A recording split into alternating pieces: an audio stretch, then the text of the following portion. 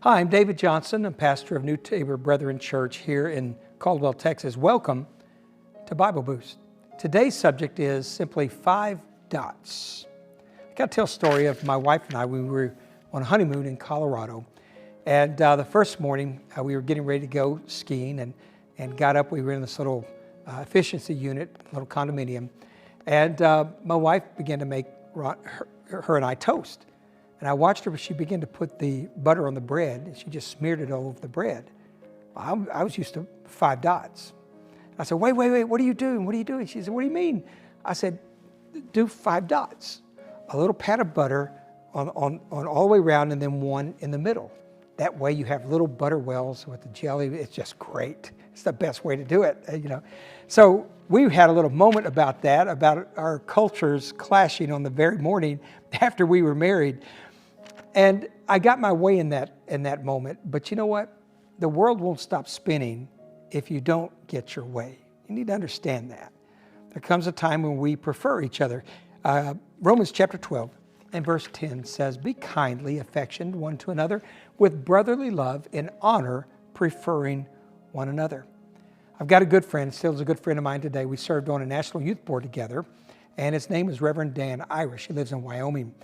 And Dan and I really paired up pretty good to be good friends, and still are.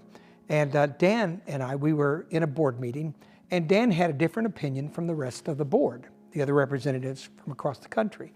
And Dan said something that I still remember. This isn't a direct word for word, but this is very, very close. And this is what Dan said. He said, I disagree with what you guys are saying, and I know my opinion will not prevail today. And that's okay, because we're together and I'll stand by the board's decision. That's what Dan said. And I've never forgot his attitude and his character when he said that. Because what he's saying is, you know what? If I don't get my way today, it's going to be all right. Romans chapter 12 and verse 18 personifies Dan's attitude. If it is possible, as far as it depends on you, live at peace with everyone. So the secret to obeying this scripture is to put a hold on your personal selfishness.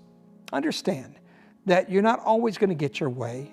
You will sometimes, but don't be so selfish. Some people, they just live to have their way. Well, you're not going to get your way all the time. A lot of times it's the difference of being peaceable with other people. Getting your way is always sweet, but not always the best. Getting your way brings consequences.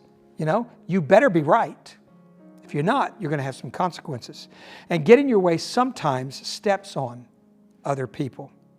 Godly humility is the answer. This is how we defeat this. Philippians chapter 2 and verse 3 says, do nothing out of selfish ambition. Come on, guys. Or vain conceit. Rather, in humility, value others above yourselves. You know what? I can live without 5 dots every now and then. Okay? Every now and then. God bless you. We'll see you next time on Bible Boost.